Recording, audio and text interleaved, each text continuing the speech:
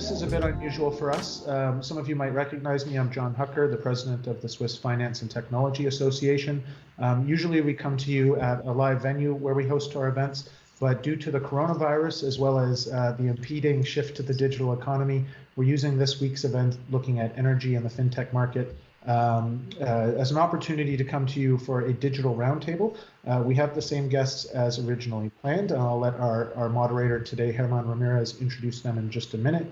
I just wanted to say those few words and wish everybody well during the lockdown or the handling of this pandemic, because I know it's an interesting time. So we hope to just share about a 15-minute discussion here looking at the interesting topic of the intersection of energy markets and fintech. And as I mentioned, I will be handing over now to Ramirez. For those who don't already know Herman, he's a very active player in the fintech community and especially in the crypto space in Switzerland. And his company, the Relevance House, is a leader in pioneering something called marketing as a service, which I encourage you to find out more about. So without further ado, Herman, can you introduce the topic and our speakers, please? Thank you very much, John, and thank you everybody for being with us today in this, as mentioned, unconventional circumstances.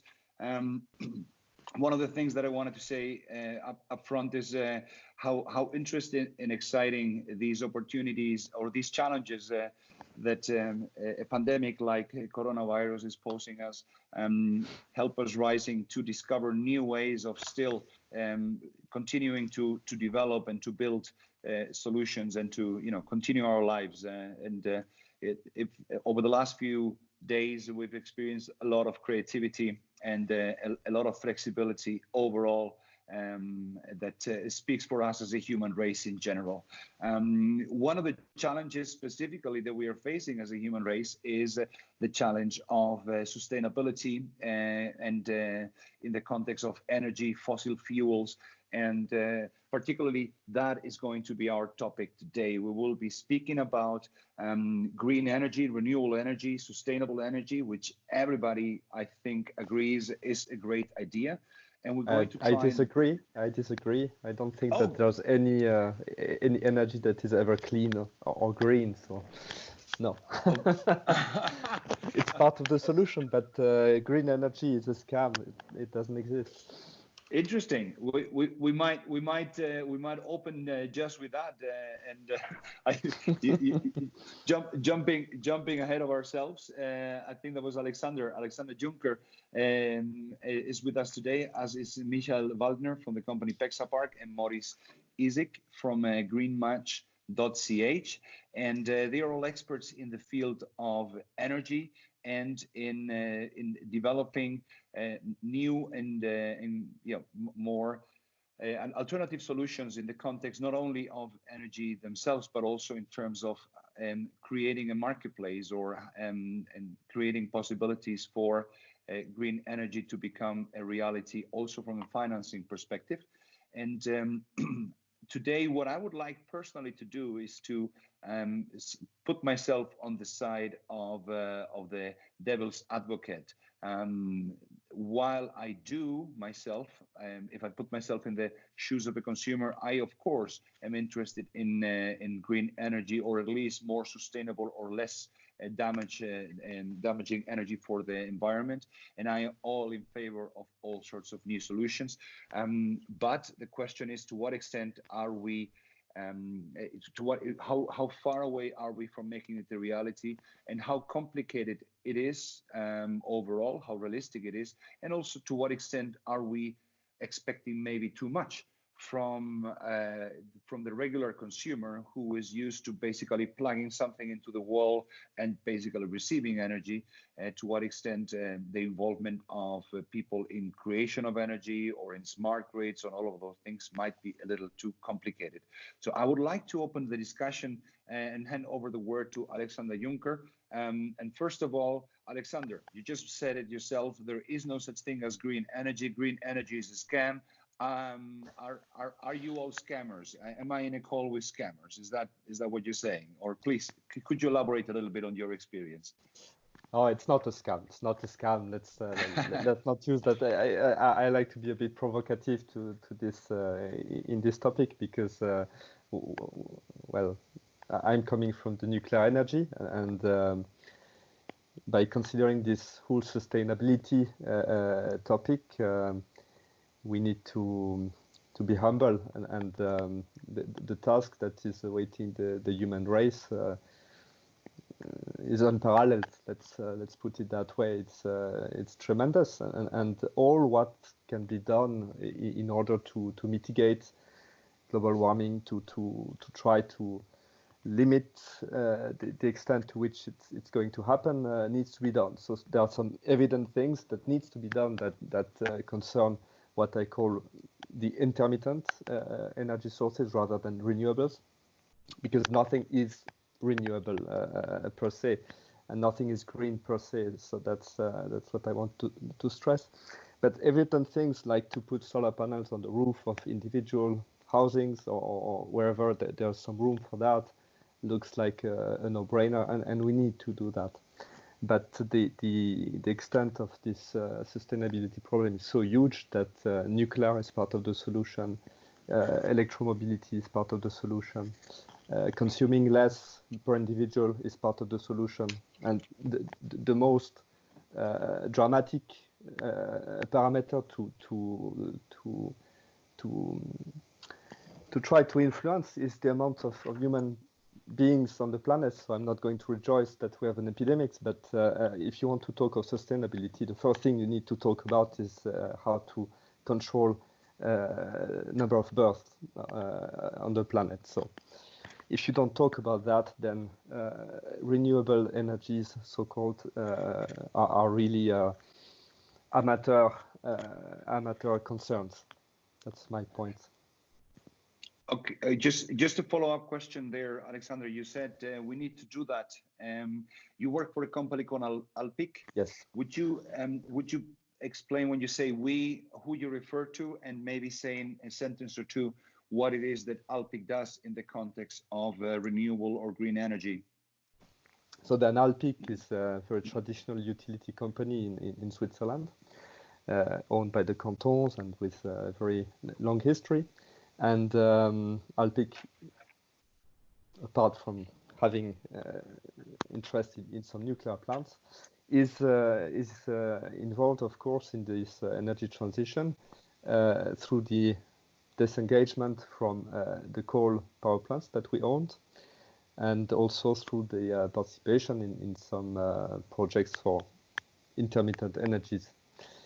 Plus, we are involved as well into flexibility management, peak savings, and electromobility. It's quite a large company, Alpiq, and obviously has a strong, in general, in the energy market, we experience a lot of strong market domination, or at least a strong number of, strong players that are dominating the market. And we have also with us Michael Waldner from PexaPark, as well as Moris Isik, who are from a smaller company, smaller players that are entering this marketplace. I'd like to hand over to Michael Waldner to maybe briefly explain what is it that PexaPark does. And I'd like to hear what your opinion is in regards to what Alexander just said. Is renewable energies not a scam? He explained it himself, but is renewable energies really a solution that is viable, and what is it that needs to happen for it to become a reality? Plus, what role plays fintech and or blockchain and or technology in the context of that beyond simply the generation or distribution of energy? Yeah, many thanks, Herman. So on PexaPark, we focus solely on renewable energy, and I think, as you know, like there's the transition from the renewables from the subsidy schemes now to the open market. So like all the subsidies from the state, basically, they fall away, and that actually poses a lot of challenges to renewable investors, since in the past they got like fixed tariffs for 15 to 20 years on their investment into renewable assets. So if you invested 100 million euros into a wind farm, you had like secured revenues for the next 20 years, except apparently like for the wind itself, there was no guarantee that you will achieve the wind. But so far, like the renewable investment had been more like a fixed income investment, right? So very low risk. And now suddenly, without the subsidies, renewables are exposed to the open market, to the energy market. And the electricity market is one of the most volatile commodities. So it's even more volatile than the equity market if you look at certain indices. And so like the same investors which had been investing into renewables on a fixed income basis, they're now fully exposed to a very, very volatile market. And for the first time, they need to sell energy. They need to manage risks. And that's where we come in with PexaPark. So we have a solution, energy sales suite on the software basis, where we bring transparency into the market. So the price discovery is very intransparent. I would see that as one of the big challenges to materialize infrastructure investments. Then it's also like the tenors. So in order to kind of make an investment, obviously you would like to get some security on your cash flows, like it's a infrastructure investment. And then like with a very volatile market, you actually would like to hedge certain elements. You would like to be able to price risks. And that's what we do. So we run a quantitative engine in the back. It's like kind of the fintech part, if you want. And then also like what we have is in the end, buyers and sellers. The market is very or not so mature yet. So we also bring together buyers and sellers. And the big question obviously is then standardization. So is the market standardized? A lot of transaction costs imposed currently. And I think there's a lot of things that can be done in order to accelerate the transition on the renewable side. It sounds like an extremely complicated process and market. If you're talking about volatility, you're talking about the lack of transparency. We all want green energy, or at least less damaging energy for the planet. But is it feasible? Does it make sense at all? I mean, people are used to plug stuff into the wall and things are working. And do we expect that there will be enough desire out there in the marketplace for people to go through all those hoops and efforts in order just to save the planet? Or do we tend to be maybe at the end of the day more egotistical, and at the end it will all fall back on the government? Moris, what's your can I just have a take on that? So it's yes, please go ahead. Basically, it's two things, I think. One is obviously like, do we want to be green? I think there's like lots of corporations that for marketing purposes, so like the top management has kind of given a take to the market and say like, we want to have all of our production, we want to get from renewable energy. I think there you have like heavyweights like, I don't know, Google's, Amazon's, Microsoft's, but then also like beer breweries and so forth. So like they have committed to that. Basically, that is driving the demand. On the other hand side, you have the technology cost itself, like for wind, solar. So like you see kind of the marginal production costs of this technology have come down so dramatically. They're now competitive with traditional energy production like coal and other thermic production technologies. So in a sense, that's unavoidable. And so like I think really the economy is driving that. So in the end, it's really a question like, is the market or are investors ready to invest in renewable energies? And for that, you would need to, as with any other investment, you need to have like a valuation. You need to be able to manage your risks. And then I think it's as good as any other energy form. I was about to ask Moris from the company Greenmatch, and what would be your if you could explain briefly what Greenmatch does. It sounds like a dating platform for very environmentally conscious people, I must say, greenmatch.ch. But I'm pretty sure that's not your core business model. So it'll be good to hear what is it that you guys are doing, and what is your take on renewable energies and the challenges that we just explored with Michael in his take. What's your views on it in regards to whether it's worth it, whether it has a possibility to succeed? Yes, well, thank you for being here. My name is Moris from Greenmatch.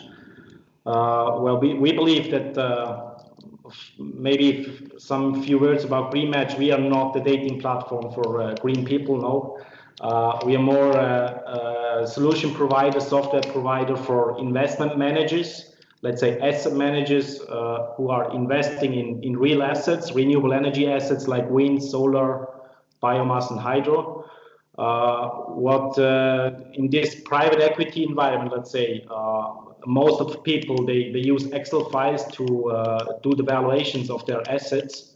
Well, and when it comes to a transaction, there are two sides, the seller and the buyer, who each have their Excel files, and they need to be matched to each other.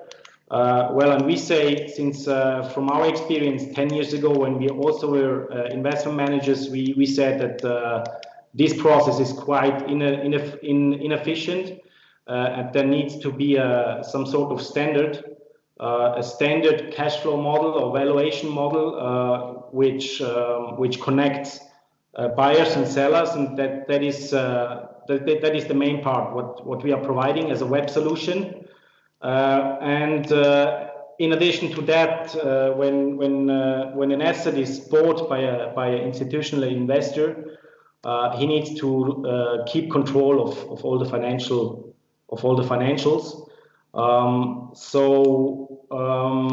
I would say that we are quite, additionally to what PexaPark is doing, what I understood is they concentrate, for instance, on the top line, so on the revenue side, production and sales. And what we mainly do is we concentrate on the bottom line. So we take the revenues, we deduct the OPEX and all the CAPEX costs, the financing, and at the end there's a return calculation for the investor. And that needs to be done in a standardized way, quite similar like PexaPark is saying that there needs a standard. And what we also are providing is a marketplace at the end where we connect buyers and sellers, so a matchmaking platform. But this is more an add-on. So the main services we provide is more on the valuation and asset controlling side. And to our opinion, so the challenges in the renewable energy market, a huge learning curve, I would say, the last 10 years. And the technology has matured, the costs have driven down, and the industry is more focusing now on optimization possibilities, let's say life extensions, repowering. They use machine learning to better understand the machines. So these are the main challenges that we see. And of course, to our opinion, there needs to be a financial implication of all what is done. So the people, the decision makers, they need to know what is the impact of any decision they take on the return at the end. Because the institutional money, which let's say the pension funds investing, the LPs investing into these funds, at the end these are the people's money, let's say. So this is fleeting into the market, around 200 billion per year, and that needs to be managed quite well.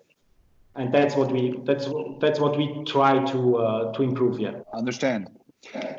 Alexander, how do you see the new entry of players and of the financing alternatives into this marketplace? You are from a large company that is, as you mentioned, it's owned partially by the cantons and so on. So do you consider these companies a threat? Are they something that is necessary because we cannot? We need to somewhat privatize and distribute the responsibility for the creation of energy, distribution of energy, and marketing of, or the market of energy to back to the public and to the to private individuals and to investors. What is your take on these market movements that are happening? Are you in favor or against them? Well, you cannot really be in favor of or against what are big trends happening. But probably this is now the moment to make the transition to the topic of crypto, as you were talking about it, or I would rather name it the technology of the distributed ledgers at large. Mm-hmm. And I think we are a number of very various players in this ecosystem, ranging from the people who generate the power, the people who are retailers, the people who want to finance the various assets.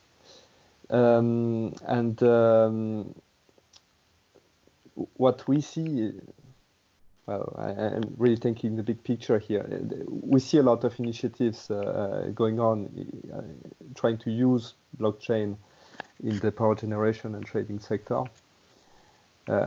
Each they focus on a very specific use case. Let's say it's mostly around the so-called green energy, peer-to-peer trading of solar energy, for instance. But also that can involve the TSO, the grid operator. That can involve some attempt to trace the energy source. And this is all very good, but and it will need to articulate.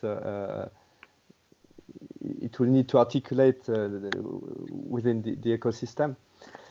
What I want to say is that we need to get together and make a standard, so that we all throughout the ecosystem can rely on a same to compatible distributed execution platforms. And ultimately, the goal of all this, the goal of trying to use distributed ledger technologies in power generation and trading, this is to make the market more efficient, more transparent. And ultimately, the very goal and interest of doing this is no less than making the allocation of financial resources, if you like, from the consumers flow more directly and more specifically to the sources of energy that those consumers will like to buy, to consume, to favor, which is totally different with respect to what was done in the power generation sector till now, when it's a big state companies that were deciding to build big plants to serve the ecosystem. Now, with this generalization of the intermittent means of production, we need to handle that also in a more decentralized way. And I really believe in the fact that if markets can be made the most efficient possible, then decarbonization will, the cost, if you want, of decarbonization needs to be borne by the people who either like it or want to pay for it or are forced on it. And using blockchain, using distributed ledgers can allow to track much better throughout the value chain where the electricity is coming from. And that's a chance to do just that. And to manage that the market should decide which sort of energies should be produced. And I have nothing against solar or wind, of course, not per se. What I mean is that the market should decide if it's nuclear, if it's coal, or if it's anything else. And the cost of decarbonization should be borne ultimately by the consumers. And the so-called renewables, they have advantages, but they also have some drawbacks that are you need to store this energy, and this is going to be costly. And this cost needs to be allocated to the people who like it, and not the community. These need to compete equally with the other energy sources. So we shall see. But no threat. A company like Alpiq is trying to disrupt itself anyways. I'd like to understand from what I hear from you, yes, there is an obvious appetite and a growing awareness for green more sustainable energy sources. There seems to be the technological ability already in place through blockchain and through smart grids and other aspects, also parallel funding and investment mechanisms and marketplaces like the ones you guys are creating for us to somewhat become much more self-aware and have a much more powerful say and responsibility as end consumers in that whole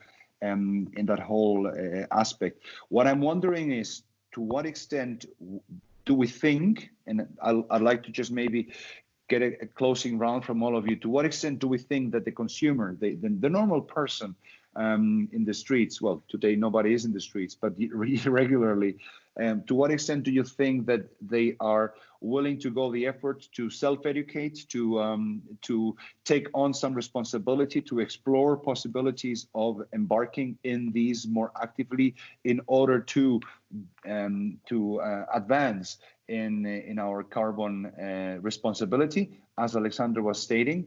Or to what extent is it something that we might not be ready for yet? Well, technically it's possible. Are we ready for, as a society, as an economy, as human beings, or is it just a great conversation to be had in a bar with people and something to complain about, but maybe not yet ready to go all the extra mile and to do all the effort that stands behind it? And building upon that, what do you think it will take for us to be able to stand up and decide to take the responsibility and make the changes on our own? Maybe Michael, you want to tap into that and give your thoughts and views and hopes or despairs. No, actually, I'm more on the hope side. So it's for renewables.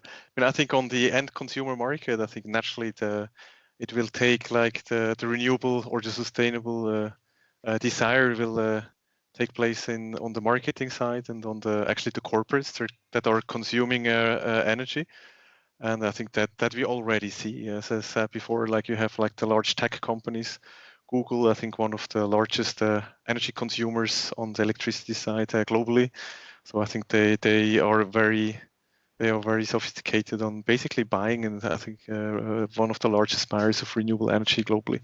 And I think many more will follow. So you have next to the utilities, I think which have been dominating the market. Now you have actually a second class of buyers, which are the corporates and the industrials, which do actually already now do direct purchase of renewable energy. And so I think that's a trend which you will not stop. I think also as technology costs become cheaper, so the learning curve of these technologies is still ongoing. And I think it just becomes cheaper and cheaper. And then you will see kind of just renewables naturally picking up in the production. Obviously, there's lots of challenges like grid stability, storage, and so forth. But I think there's already kind of solutions on the way. And also, like in the end, if you have the traditional technologies, you can also obviously use to kind of manage the energy in the system. So it's in the end, it's currently, I would say, it's like complementing. So I would also not say like it should be 100% renewable now, but it's basically a mix of energy that's most sensible, I think, to manage with the current realities. And as such, I'm quite optimistic, obviously, that there will be a shift to more and more sustainable energy production. And I think it's not even like just depending on people saying, I would like to have now this sustainable energy source, but it's actually also driven by just pure financials. Since you have a lot of, obviously, money, institutional money that also is looking into investing into long-term assets, infrastructure investments. And basically with the tools that are available in the market, you're able to do that. So it's just a new asset class being created, which is just a good investment per se. Moris, what would be your take on it? Are we optimistic? What might need to happen? What is your immediate take on whether people are ready to take over all the responsibility? Well, I would agree to Michael and to some parts for also to Alexander. Because I would say, well, as I mentioned before, there are $200 billion deployed into renewable energy assets. So there is already a new movement, but it's not enough. That's what I want to say. And well, there are 2.3 terawatts of renewable energy capacity on the world, and there needs to be much more to have such a sustainable development, let's say. And I would say before the common people get their responsibility, the corporates need to take it, and this is just going on like Michael explained with Google and Amazon. They're all doing PPAs, and they are buying renewable energy, electricity, but to convince also the common people. When I talk to my friends, for example, they don't really understand what electricity is and what we are doing, this kind of stuff. But when I ask them, hey, would you invest in such an asset, renewable energy, which is sustainable, and would you do that if you could? They say yes, but only if it's worth. So they already compare common investment possibilities to what I would suggest them. So it's all about the money at the end. So that is what I would agree to Alexander, that the market has to lead this, let's say, to keep it forward. Like the market is the key. That's our statement, I would say. I want to say that the only green energy that exists is the one that is not consumed. So that's the only way to be green. Otherwise, it's just we need to tackle such a big problem that some so-called renewables have to come in, and more have to come. You are mentioning huge amounts of terawatt. Yes, but the ultimate terawatt hours produced, if you compare it with some other sources like nuclear, who produce 100% of the time or close to that, is a big deal. So I would really dispute the narrative that the so-called renewables are the miracle solutions that the politicians were very happy to find in order to sort of discard the problem for a while. And the problem is so huge that, again, we need everything. More to the question, I think that only if energy from any source you like is cheaper than the coal-intensive or carbon-intensive energies, will it ultimately pick up massively. So very good news when you say that the price, the cost, I mean, from the so-called renewables are decreasing. This is great news, including the price of storage and the price of intermittence in it is actually making it still not competitive. Because if you go to your energy supplier, for instance, in Zurich, EWZ is proposing some 100% green, so-called, energy provision, and this is if you agree to pay a surplus. If you pay more, then you get this. And very interestingly, this is not real time. This is just buying some certificates, maybe in Norway, maybe in other places, to pretend that you're compensating. So this is not very satisfactory, let's say. So yeah, I will talk again of the market. The market should allocate the resources to the energy sources that are decarbonized, and that's only in including the price of carbon emission in what the consumer ultimately is consuming that you are going to incentivize for means of production that are decarbonized. So to an extent, wind and solar, hydro, of course, but this is saturated already. And my bet is nuclear, really, if you want to decarbonize energy. First of all, thank you. Thank you to all of you. Thank you to you. Muchas gracias. For your insights and for these contributions. I did learn a lot about during the course of the current discussion. First of all, I think there is an increased awareness and there is an increased appetite and sensitivity towards the environmental impact of our energy consumption. What it does seem to me is that a lot more of education and knowledge needs to be generated and spread in the years to come for us to have realistic expectations around the topic based on what I'm hearing. What it also turns out, and this is interesting also in the context of the SFTA, is the opportunity of having the energy considered as an investment, as an asset, as something to be traded, as something that becomes that finds its way into the marketplace and into investors that start taking a role in that too. And of course, the aspect of technology, the context of fintechs, but also decentralized technologies or distributed ledgers, blockchain that might start playing a role in increasing the transparency in this marketplace towards its distribution.